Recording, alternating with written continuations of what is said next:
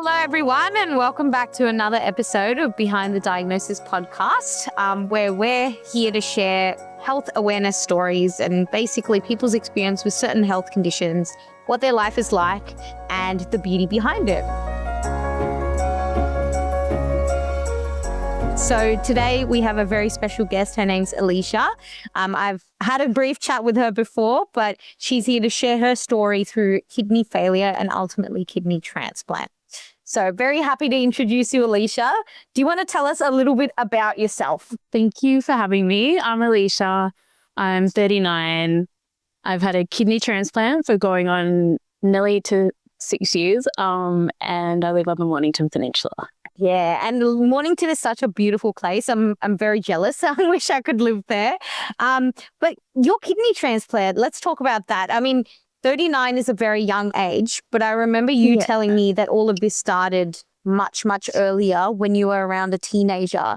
Do you want to take us back to that time and what it was like? Yeah, so it started when I was 17. I had a really bad flu, so no symptoms leading up to anything, just a really bad flu. And I was peeing blood. Oh my God. Yeah, went to the doctor and he kind of didn't really think it was much. Maybe just an infection. Because I'd been pretty healthy up until then. Yeah, that's shocking. So you didn't have any pain or anything like that. It was just the sight of blood one day. Yeah. And that's pretty much all that happened. No symptoms. Oh my God. It is called the silent killer for a reason, I guess. But yeah. Yeah, wow. And I remember you telling me that you were in year 12 sort of at the time this all went down. What was it like being in year 12 and then navigating all of this? I mean, I guess I didn't really understand much of what was going on. I learned a little about kidneys in biology the year before in year 11. But yeah, I had no idea what I was in for. I had to have a kidney biopsy halfway through year 12. So that was pretty big. Yeah. And ultimately, sorry, you were saying? I was just going to say my grades really suffered. Like I didn't get a good score at all. So, yeah. Oh, no, but I can imagine I feel like a reality for a lot of kids in year 12 with health conditions is you don't realize how much it affects just your mental health as well, battling through something at such a young age. Of course, it's gonna take a hit to anyone's life. Oh, definitely. And going to appointments and being told that you have to take medication for the first time, it's scary. It's overwhelming. So, yeah, it's really big, but I definitely didn't understand how big it was. Yeah. And were you given a diagnosis, a label to it, or was it just kidney failure or? So I got diagnosed with IgA nephropathy, or I can't say the word properly, glomerulonephritis. I don't know. You can probably say it better than me. Yes, glomerulonephritis. Yeah. Yeah. So basically, it's irreversible scarring of the kidneys and a lot of inflammation. And the little glomeruli that live in the kidneys, they weren't filtering stuff properly. So there was a lot of protein being excreted by my body. Yeah. Wow. And I mean, you said that it ultimately was a bit better controlled throughout your sort of 20s and whatnot. Yeah. What did that look like? Did you have a lot of medication or what was the treatment like? I guess at that stage it was just blood pressure medication because kidneys have a lot to do with blood pressure. But I thought I was invincible. I thought I was fine. So I didn't always take my medication.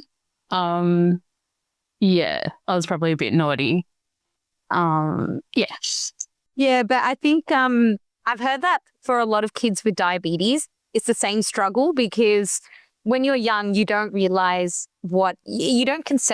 what a health condition means, why I need to take this medication. You just want to be a normal kid. So you kind of just push that to the back of your mind until you're older and you realize that that's actually important to be on top of it from such a young age. Exactly. Like it's invisible. So you don't think anything's wrong. Like it's not like a broken arm or leg where you have to take care of it. It's invisible. Yeah. So, yeah. Yeah, absolutely. And you said that around at age 28 or so, things started to go downhill. What happened at that time? What changed? So my kidney function was declining slowly over that time. I was really lucky in the fact that I did have a bit of time to adjust to it. I was definitely feeling a little bit more exhausted over that time. Yeah. And I still wasn't comprehending anything about what was going on. I was in my last year of my bachelor degree. I was Yeah. working in the city as an intern, as well as working at Oh, a wow. cafe at the same time. So I just put it down to working too much and doing too much. Yeah. Yep. Yeah. Um, That's a lot you were taking on your shoulders at the time as well. My God. yeah. So I guess my kidney function got down to 7% before I was actually put on dialysis Wow. at the Oh age my of God. 28. Yeah. Yeah. So I was feeling pretty shoddy. Oh my God. And I think you said that you were one of the youngest people in your sort of dialysis sessions, and it felt really sort of odd being there. Do you want to take us through what that experience was? So I remember going to a dialysis information session and everyone kind of thought my mum was a patient because she came to a lot of No. appointments with me. Yeah. Yeah. And so that was pretty weird. Everyone was like in 80s, like a lot older than me. So being the youngest there was pretty overwhelming and surreal. Yeah, yeah, I can imagine. I think we associate dialysis with if a lot of people don't know about dialysis, but those who No. do associate it with kidney like diabetes and ultimately older age conditions. They don't realize what it's like to be a young person. And do you want to take us through what does dialysis actually involve? Because I want people to make sure they know what a big change it is to someone's life to be on dialysis. It's huge. So there's two different types of dialysis. There's hemodialysis, which is 3 hours or 3 to 4 hours a day, 3 to 4 times a week, and that filters your blood.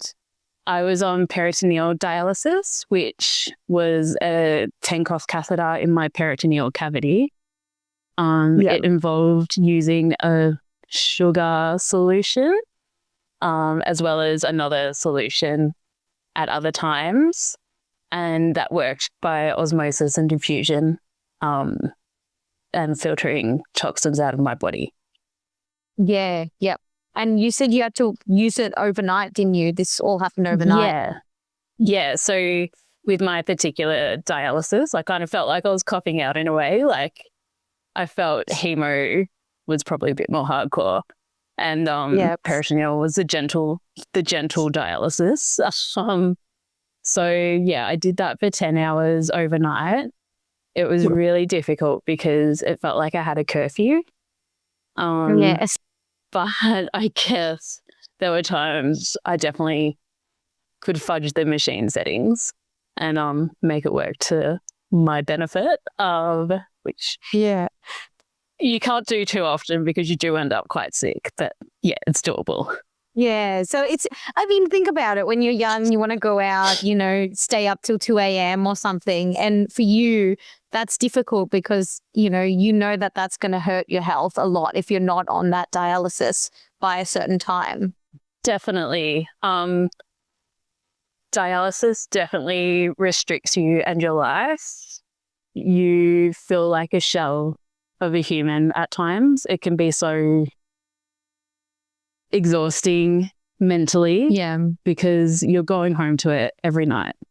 And I was sitting there thinking, no one else my age is doing this. No one else my age is hooking up to a life support machine.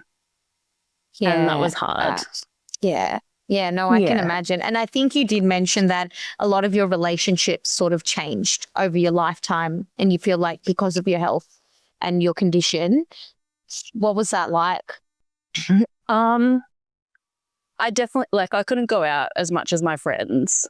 So I feel like I don't have as strong a relationships now, maybe as with some people, and lost some friendships as well.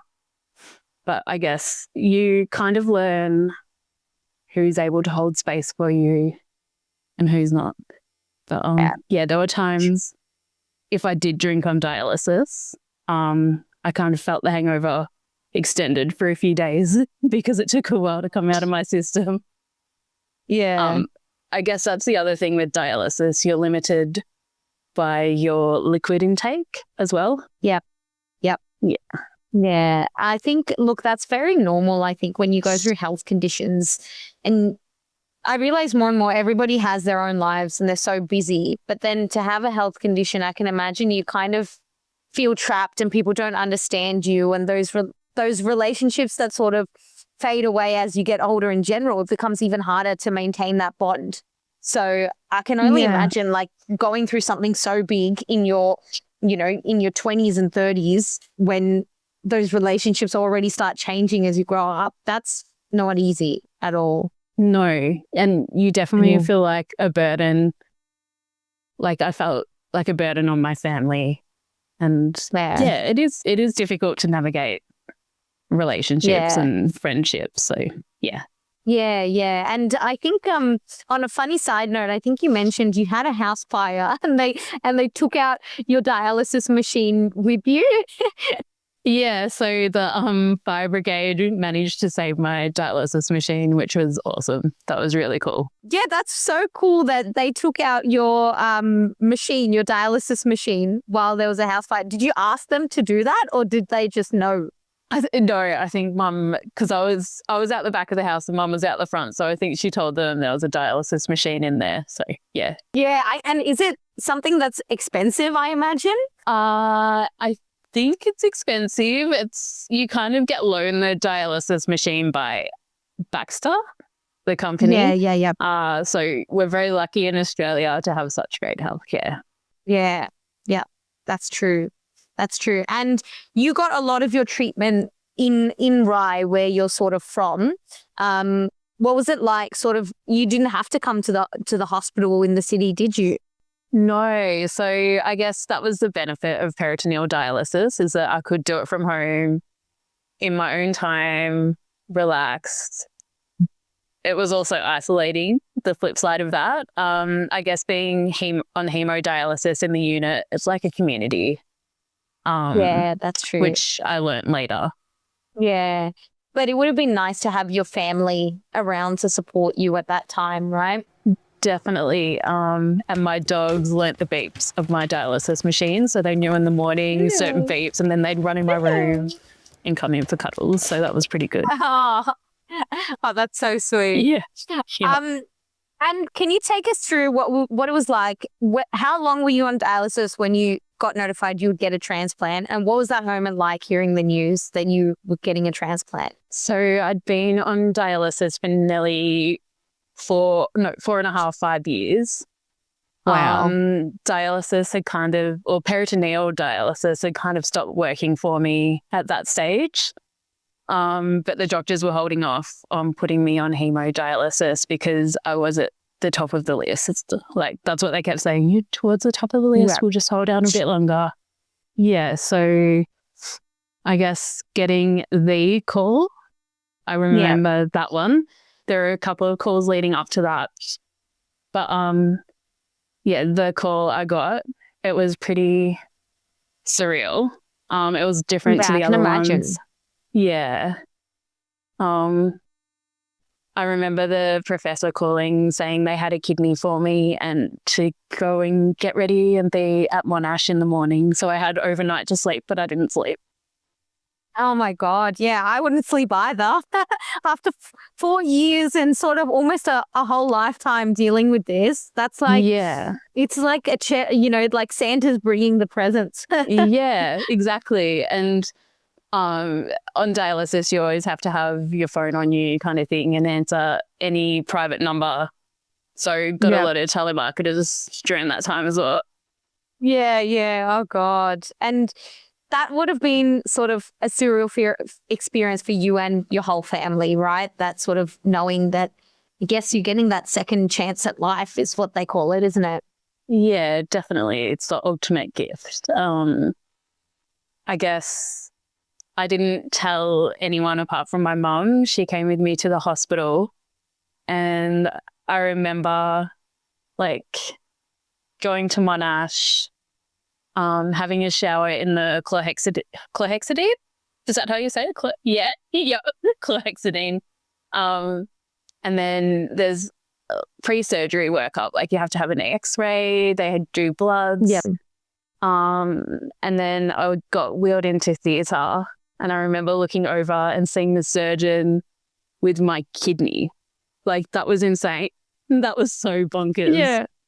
And it was just like in like one of those stainless steel bowls you see people cooking with on cooking shows. But yeah, it was so surreal just looking over and seeing him with my kidney that was going in my body. Yeah. Oh my God. That, I watch a lot of Grey's Anatomy, and that's what it reminds me of. Like, which you think is all fake, but I can't believe that's real. Yeah, it was. I just remember looking over and going, oh my God, that's going to be in my body soon. Like, I was crying at the same time because it was all overwhelming, but it was still pretty awesome.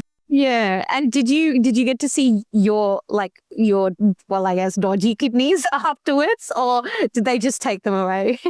No, that's the thing. They don't take your native kidneys out unless they're actually, unless they have cancer, I guess, or an active disease. I might be wrong, but I still have my native kidneys, so they're just shrunken. Great. Yep. Yeah. Yeah, so the implanted kidneys at the front, isn't it? It's like at the front of your belly. It's different, isn't it? Yeah, so my transplant is in my belly. It's front right. And your native kidneys live in your back, towards your back. Yeah. Oh, that's really cool. And I remember you mentioning that the recovery was, I mean, obviously it's not easy, but you distinctly remember the first time you had to go to the toilet. Yeah. So the first time you pee for any kidney transplant patient is probably the most memorable, because when you're on dialysis, you stop peeing. It's one of the functions that kind of go, it's really weird to need to go to the toilet but not be able to go to the toilet. So, oh my God, I never thought about that. I actually never thought. Oh, wow. Yeah, it's pretty weird. But so first pee after the transplant is pretty momentous, and I was very, very grateful. Yeah. Small pleasures in life, again, it's small things you take for granted until it happens and you're like, oh my God, I can finally pee in peace. Yeah, 100%. Yeah. Oh God. And well, I mean, you've been living with your transplant now for since 2019, it's almost 6 years. What does life look like today? How do you feel physically, emotionally? So I still get pretty tired, but having the freedom to live off a dialysis machine is pretty awesome. Yeah. And I think people assume that you go back to normal, like you're 100% back to normal straight away. And that's not really the case, is it? No, so a transplant isn't a cure. It is a part of treatment. So not everyone on dialysis is able to have a transplant. There's a lot of different reasons why. So I was very fortunate to be able to have a transplant. But yeah, it is a form of treatment, and generally they only last 12 years. There's some very lucky people that can have them for 40 plus years. But there's some heavy medications that you need to be on as well. Yeah. And those medications, is it a stack of pills every day? Is it quite a lot? Yeah, pretty much. I think I take about 12 in the morning. Oh my God. There's anti-rejection medication and immune suppressants as well. Yeah. And were you kind of scared during COVID? Because I know a lot of transplant recipients were really worried because obviously your immune system's quite suppressed. Yes. What was that like being a transplant recipient in COVID? I got my transplant 6 months before COVID hit, and I was so thankful because it meant everyone was wearing masks and everyone was sanitizing. So I was like, oh yeah, it works for my benefit. So I am definitely more wary, but I think it's made a lot of people more conscious about their own health. Yep, that's Yeah. true. And in turn, it makes everyone else in the community feel safer as well, especially those with their immune system suppressed. Yeah, Yeah, absolutely. definitely. Yeah. And you work as a medical receptionist, you told me. What's it like Yeah. working and having a transplant? So working, I do get really tired. I feel like after a day's work, my head's probably a bit mush, like my brain's not working quite as well, kind of thing. But working as a medical receptionist, I feel it's my way of giving back. Like, Yeah. I just love to be able to help people. And if I can't help anyone in any other way, then I'm happy to be a medical receptionist. And it's like, I Yeah. love my Oh, job. that's very sweet. No, Yeah. and do you ever tell patients what you've gone through? So I wear my little super kidney thanks to Yeah. Body Buddies. So he's my little mate that I wear on my lanyard to work, and it's created a few conversation starters. So yeah, I'm really happy to talk about organ donation and what I've been through. Yeah. Oh, that's so sweet. That's so sweet. And Yeah. you have spoken up about, it hasn't been the easiest journey, but organ donation is really what has ultimately changed your life. How do you come to terms with the fact that, obviously someone's passed away to give you an organ? Did that ever make you feel? How did it make you feel? It's sort of that. I can Yeah, imagine it's a sort of bittersweet moment for you, isn't it? definitely. Like, it's huge. I really, really struggled with accepting someone else's organ. I guess going back to feeling like a burden on other people, you lose a lot of self-worth as well. So on dialysis, I got one phone call. So I received 4 all up, and I got one phone call, and I'd just come out of surgery for my fistula, which is for hemodialysis. And I just felt like I wasn't worthy of accepting a kidney. So I was taken off the transplant list for a little while. Oh my God. Yes. Which I was thankful I could be put back on. But Yeah.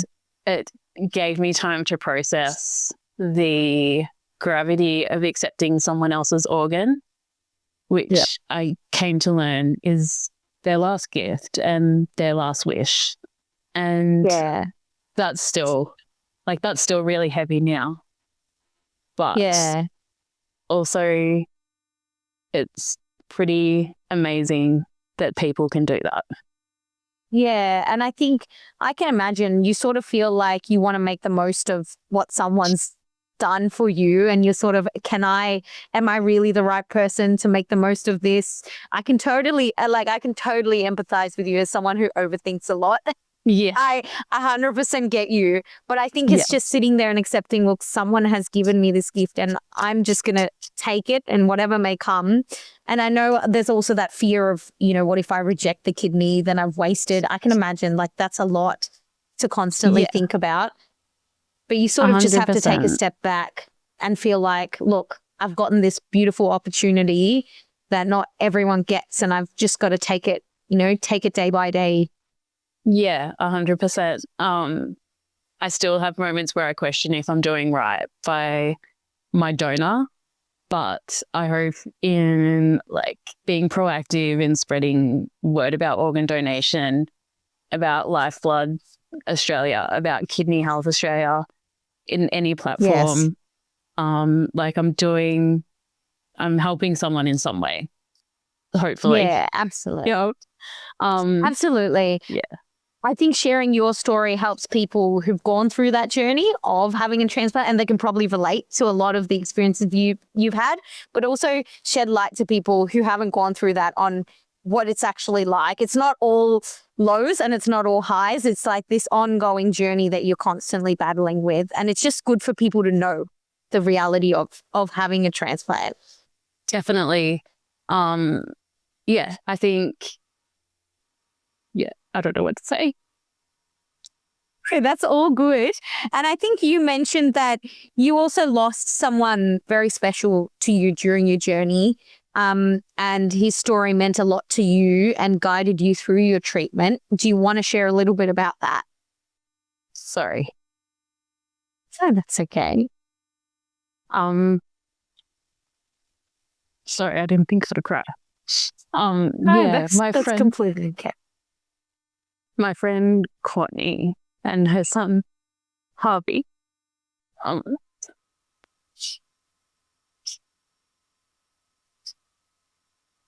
Yeah, my friend Courtney and her son Harvey, they probably helped me a lot more than they know. Harvey, though, Okay. It's a lot to talk about. Harvey unfortunately passed away at 4 years old, and he was going through a lot of his cancer treatment while I was going through my treatment, and we're both at Monash. But yeah, thinking of him and how bright and bubbly he is, it just got me through a lot of dark days, because I was like, you know, if he can go through this, then I can pull my head out of the sand and I can get through this as well. And yeah. Yeah. I think that's really beautiful though, because it is that sometimes you see people around you and that's what motivates you to keep going. And I feel like everything has a reason for it. And I think that this story has stuck with you for a reason as well. You know, it might be your motivator to keep going in life. Yeah, definitely. Like, I think even as hard as it got sometimes, there's always light at the end of the tunnel. Like, I always thought of my nieces and nephews or my dogs, and my mum helped me out so much as well. So I think, like, as dark as it can get, it did get, and it does get, there's always some light at the end of the tunnel. And Harvey definitely showed me that, I think. And Courtney, Courtney was is an amazing mom. She was really supportive as well. Yeah, I think you need those people in your life that really bring that, you know, they ground you, they bring that strength to you. And I'm glad you had that support and guidance.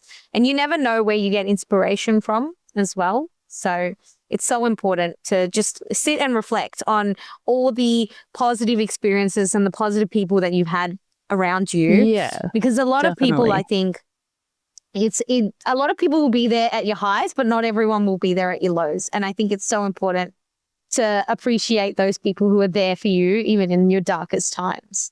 Yeah. Yeah. Yeah.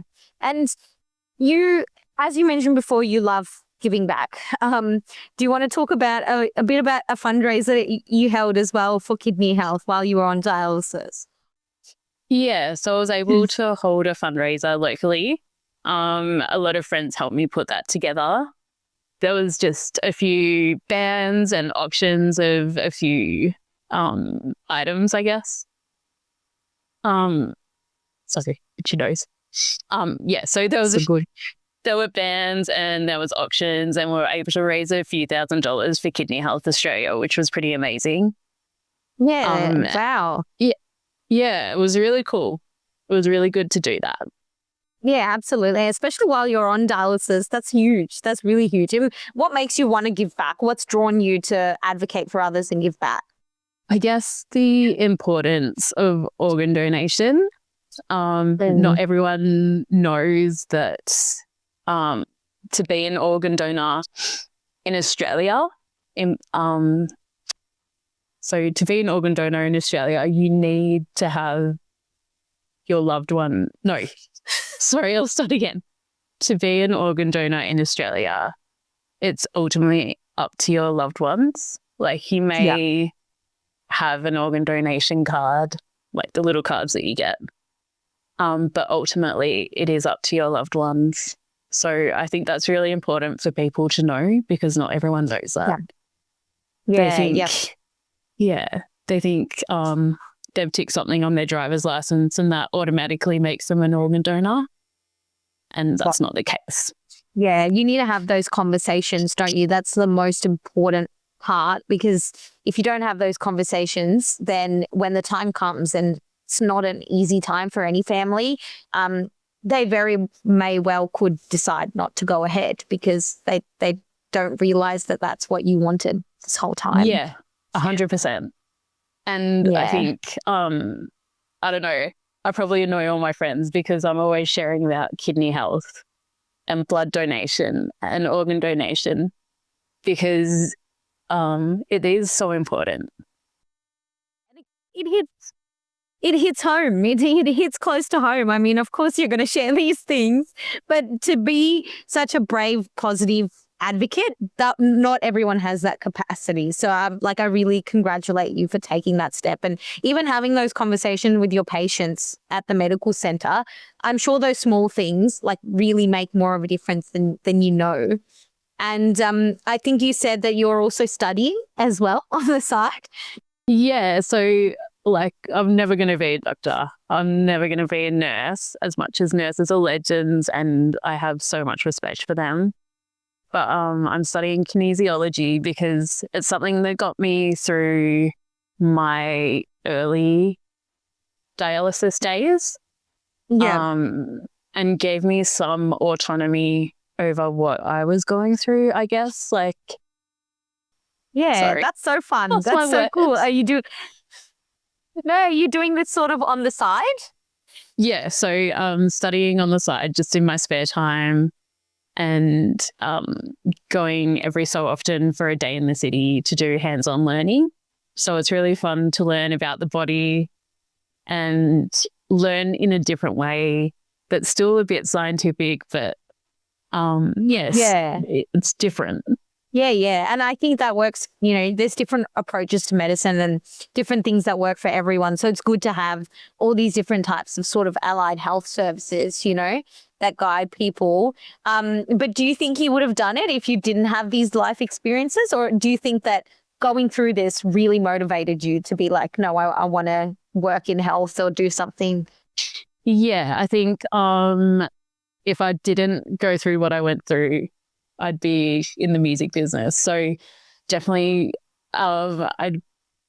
being sick has definitely made me want to help others and give back. And yeah. Oh, that's so good. And I think you said that you mentioned you love nurses. And I think you said do you have any sort of stories that really stuck out to you while you were in hospital about your journey with nurses and all? I do remember one particular instance. Dialysis nurses are amazing. They're so incredible. Yeah. And I guess the nurses that were surrounding me, got to know me, knew when I was going into hospital. And a part of having a transplant is you have a stent put in and then taken out a while later. And she just said after the stent removal, because I didn't have any drugs, she's like, always accept drugs. Always accept drugs. And I was just like, you're not supposed to say that. So yeah, I don't know. I think nurses, they're just so incredible and so undervalued in some ways. I have so much love for nurses. They're just incredible and something else. And they're the ones who are beside you the whole time during your transplant journey as well. So I can imagine you get really close to them. Yeah, definitely. You become really close with your transplant team and your dialysis team. So I feel like the nurses have a massive impact in a lot more ways than just being a nurse. Yeah, absolutely. And do you have any message for someone who is thinking about being an organ donor or signing up? Do you have any message for people out there?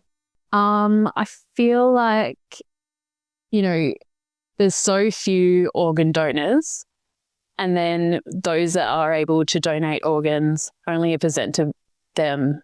No, sorry.